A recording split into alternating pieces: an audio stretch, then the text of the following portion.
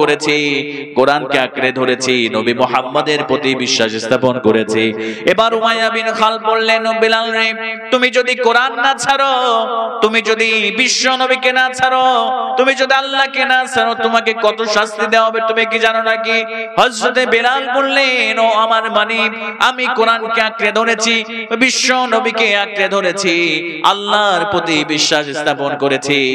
আপনি আমাকে যতই কষ্ট দেন না কেন, এমনকি আমাকে যদি আপনি দুনিয়া ছেড়ে চির বিদায় করে দেন, তবু আমি বেলাল এই কোরআনকে আঁকড়ে ধরেছি, ইসলাম কবুল করেছি। আল্লাহর তাওহীদ থেকে আমি বেলাল বিন্দু মাত্র পিছনে চলে যাব না। জোরে বলেন আল্লাহু আকবার। আমার প্রিয় ভাইরা, দেখেন বেলালের কেমন ভালোবাসা নবীর প্রতি, কেমন ভালোবাসা কোরআনের প্রতি, কেমন ভালোবাসা আল্লাহর প্রতি। এবার উমাইয়া বিন খালদ হযরতে বেলালকে নিয়ে গেলেন মরুভূমির মধ্যে। কেমন করে কষ্ট দেয়া হলো আমার মুসলমান ভাইরা। আমরা তো ইসলাম পেয়েছি উত্তরাধিকারী সূত্রে, বাবা মুসলমান তাই আমি মুসলমান, দাদা মুসলমান তাই আমি মুসলমান। হযরতে বেলালকে মরুভূমির মধ্যে নিয়ে যাওয়া হলো। মরুভূমির মধ্যে নিয়ে যাওয়ার পরে উত্তপ্ত বালির মধ্যে হযরতে বেলালকে শুইয়ে দেওয়া হলো। শুইয়ে দেওয়ার পরে বেলালকে বলা হলো, বেলাল এখনো সময় আছে, কোরআন ছেড়ে দাও, এখনো সময় আছে, আল্লাহর তাওহীদকে ছেড়ে দাও, এখনো সময় আছে, নবীর দরবার ছেড়ে দাও। বেলাল বললেন, আহাদ আহাদ, যে আল্লাহর প্রতি বিশ্বাস স্থাপন করেছি, যে কোরআনকে আঁকড়ে ধরেছি, তুমি যদি আমার জীবনটা পর্যন্ত কেড়ে নাও রে উমাইয়া বিন খালদ, আমি আল্লাহর প্রতি বিশ্বাস এনেছি, আমি কোরআনকে আঁকড়ে ধরেছি, জীবন চলে যাব, তবু এই কোরআনকে আমি কখনোই ছেড়ে দিব না। জোরে বলেন আল্লাহু আকবার। আমার প্রিয় ভাইরা, ভালো করে খেয়াল করেন, এবার বেলালকে কেমন করে ধরা হলো। উমাইয়া বিন খালদ এবার বেলালকে আরো শাস্তির মাত্রা বাড়িয়ে দিলেন। এবার উমাইয়া বিন খালদ হযরত বেলাল একটু বালির মধ্যে নড়াচড়া করতে শুরু করলেন। এবার উমাইয়া বিন খালদ হযরত বেলালের পেটের উপরে, বুকের উপরে পাথর চাপায় দিলেন, বড় বড় পাথর দিয়ে দিলেন, যাতে করে নড়াচড়া করতে না পারে, যাতে করে বেশি শাস্তি হয়। এবার হযরত বেলালকে বললেন, বেলাল রে, এখনো সময় আছে, ইসলাম ছেড়ে দাও। হযরত বেলাল বললেন, আমাকে মেরে ফেলো, হত্যা করে ফেলো, তবু ইসলাম ছাড়বো না, কোরআন ছাড়বো না। আমার মুসলমান ভাইরা, ভালো করে খেয়াল করেন, তারা কেমন করে জান্নাতের সুসংবাদ পেয়েছে। এবার হযরত বেলালকে চাবুক নিয়ে আসা হলো। চাবুক নিয়ে আসার পরে এবার চাবুক মারতে আরম্ভ করলেন উমাইয়া বিন খালদ। প্রথমে এসে চাবুক দিয়ে হযরত বেলালকে এত জোরে জোরে চাবুক মারতে শুরু করলেন, আমার মুসলমান ভাইরা, হযরত বেলালের চামড়াটা কেটে কেটে রক্তগুলো ফিনকি দিয়ে বের হতে শুরু হলো। এরপরে আবু জেহেল আসে, চাবুকটা নিয়ে বেলালকে চাবুক মারে, কাটা গা কাটা জায়গা, আবার বেলালের রক্তগুলো বের হয়ে যায়। এরপরে আবু লাহাব আসে, চাবুক মারতে শুরু করে। এরপরে উতবা, শাইবা, ওয়ালিদ ইবনে মুগীরা বেলালকে চাবুক মারতে শুরু করে। চাবুক মারা শেষ হয়ে গেল, রক্তাক্ত শরীর। আমার প্রিয় ভাইরা, এবার ছোট্ট ছোট্ট বাচ্চাদের হাতে তুলে দিলেন হযরত বেলালকে, গলার সঙ্গে রশি বেঁধে, মাজার সঙ্গে রশি বেঁধে। এবার বেলালকে টানতে টানতে, কুকুরের মতো টানতে টানতে পাহাড়ের পাদদেশে ছোট্ট ছোট্ট কাফের সন্তানেরা বেলালকে কুকুরের মতো টেনে বেড়াইতে নিতে শুরু করলো। আমার প্রিয় ভাইরা, সন্ধ্যাবেলায় আবার যখন বেলালকে বাড়িতে নিয়ে আসলেন, সঙ্গে সঙ্গে আগুন প্রজ্বলিত করলেন। কেমন করে শাস্তি দেওয়া হলো। আজকে আমরা তো কোনো শাস্তি পাই না, ইসলাম আনার কারণে, কোরআনকে আঁকড়ে ধরার কারণে আমাদের কোনো জেল নাই, আমাদের কোনো জরিমানা নাই। আমার মুসলমান ভাইরা রে, কেমন করে আমার বেলালকে শাস্তি দেওয়া হলো। এবার সন্ধ্যার সময় বাড়িতে যখন নিয়ে আসা হলো, এবার আগুন প্রজ্বলিত করা হলো, আগুনের গর্ত করা হলো, টকবগে উত্তপ্ত আগুনের মধ্যে এবার বেলালকে শুইয়ে দেওয়া হলো। হযরতে বেলালকে শুইয়ে দেওয়ার পরে আগুনগুলো হযরতে বেলালের শরীরের মধ্যে এমন করে লাগতে শুরু করলো, গোশতগুলো, মাংসগুলো, চর্বিগুলো গলে গলে আগুনগুলো যেন নিভিয়ে যেতে শুরু করলো। জোরে বলেন নাউযুবিল্লাহ। আমার প্রিয় ভাইরে, হযরতে বেলাল রাদিয়াল্লাহু তাআলা কত সম্মানিত হয়েছে কোরআনকে আঁকড়ে ধরার কারণে। এত কষ্ট সহ্য করেছে, নিজের জীবন পর্যন্ত আল্লাহর রাস্তায় বিলিয়ে দেওয়ার জন্য প্রতিজ্ঞাবদ্ধ হয়েছে। কোরআনকে তবুও ছাড়ে নাই, আল্লাহকে ছাড়ে নাই, ইসলামকে ছাড়ে নাই, নবীর ধর্মকে ছাড়ে নাই, আবার নবীজিকে ছাড়ে নাই।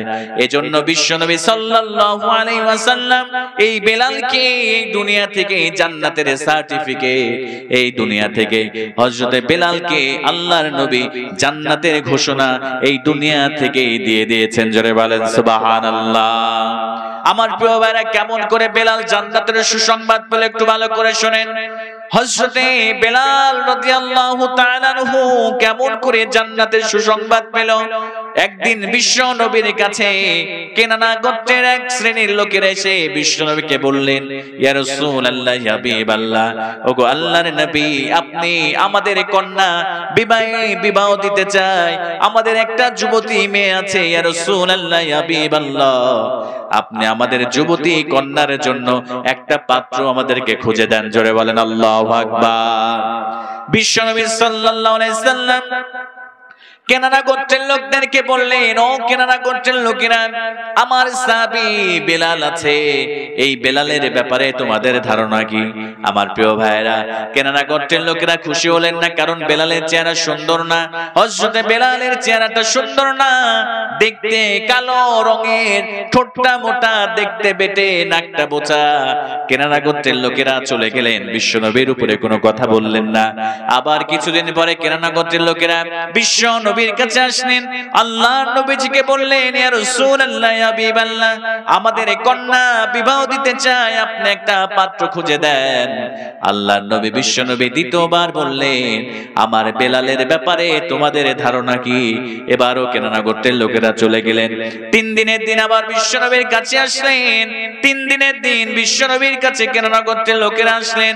আসার পরে আবার বিশ্ব নবীকে বললেন, ইয়া রাসূলুল্লাহ, ইয়া হাবিবাল্লাহ, আমাদের মেয়েকে বিবাহ দিতে চায়, আপনি একটা পাত্র খুঁজে দেন। আবার নবীজি বিশ্ব নবী সাল্লাল্লাহু আলাইহি সাল্লাম প্রথম দিন বললেন, আমার বেলালের ব্যাপারে তোমাদের ধারণা কি? দ্বিতীয় দিন বললেন, আমার বেলালের ব্যাপারে তোমাদের ধারণা কি? এবারে বিশ্ব নবী 3 দিনের দিন বললেন, আমার জান্নাতি বেলালের ব্যাপারে তোমাদের ধারণা কি?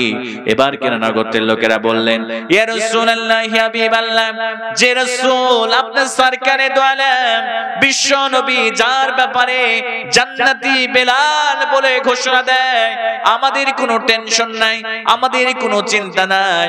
হযরতে বেলাল যতই কুৎসিত হোক না কেন, হযরতে বেলাল যতই দেখতে অসুন্দর হোক না কেন, ওই জান্নাতি বেলালের সঙ্গে আমাদের সুন্দরী মেয়েকে আমরা বিবাহ দিতে চাই। জোরে বলেন সুবহানাল্লাহ।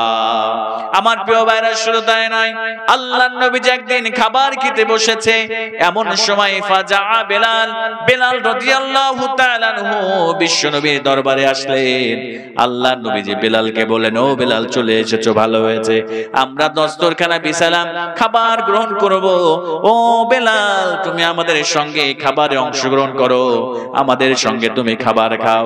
আমার প্রিয় ভাইরা, হযরতে বেলাল রাদিয়াল্লাহু তাআলা আনহু বললেন, ইয়া রাসূলুল্লাহ, ইয়া হাবিবাল্লাহ, আমরা তো দুনিয়াতে আমি নফল রোজা রেখেছি, ইয়া রাসূলুল্লাহ, আমার মনে বড় চাই আপনার সঙ্গে খাবারে অংশগ্রহণ করি, কিন্তু আমি তো নফল রোজা রেখেছি, এজন্য খেতে পারবো না। আল্লাহর নবী বিশ্ব নবী সাল্লাল্লাহু আলাইহি সাল্লাম বললেন, আমার প্রাণের সাহাবীরা শুনে নাও, আমরা দুনিয়ার খাবার খাইতেছি, আর আমার বেলালের জন্য, আমার বেলাল নফল রোজা রেখেছে, আমার বেলালের জন্য জান্নাতের মধ্যে আমার বেলালের জন্য খাবার প্রস্তুত হচ্ছে। জোরে বলেন সুবহানাল্লাহ।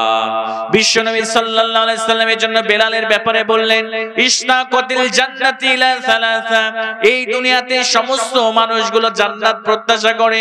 আল্লাহর নবী বিশ্ব নবী বললেন, সমস্ত মানুষ জান্নাত প্রত্যাশা করে, কিন্তু এই দুনিয়ার সমস্ত মানুষকে জান্নাত প্রত্যাশা করে। আমার প্রিয় ভাইরা, কিন্তু আল্লাহর জান্নাত 3টা মানুষকে প্রত্যাশা করে। আল্লাহর নবী বললেন, 1 নম্বরে আম্মার রাদিয়াল্লাহু তাআলা আনহু, 2 নম্বরে হযরত হামজা আমির হামজা রাদিয়াল্লাহু তাআলা আনহু।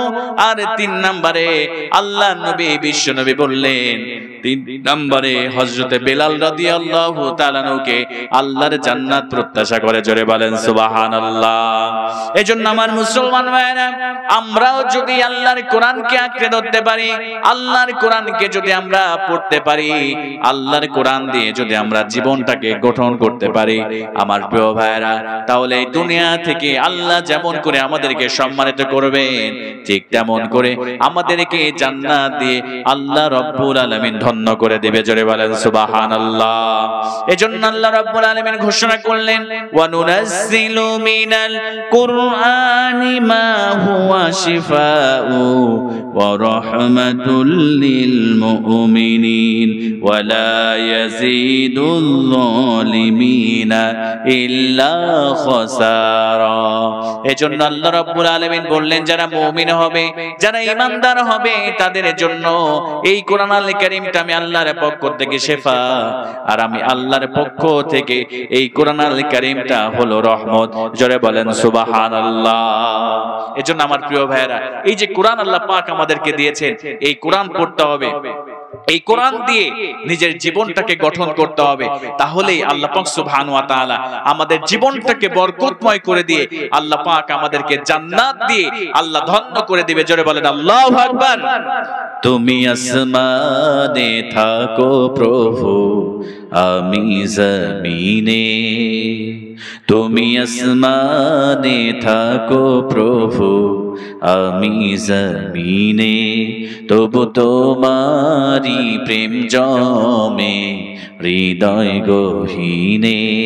আমি তোমারি গোলাম গো, অন্য কারো না। আলিমুল গায়ব তুমি, মালিক রব্বানা। আল্লাহু আল্লাহু আল্লাহু আল্লাহ। সবার সঙ্গে বলেন না, আল্লাহু আল্লাহু আল্লাহু আল্লাহ। আল্লাহু আল্লাহু আল্লাহু আল্লাহ। তোমার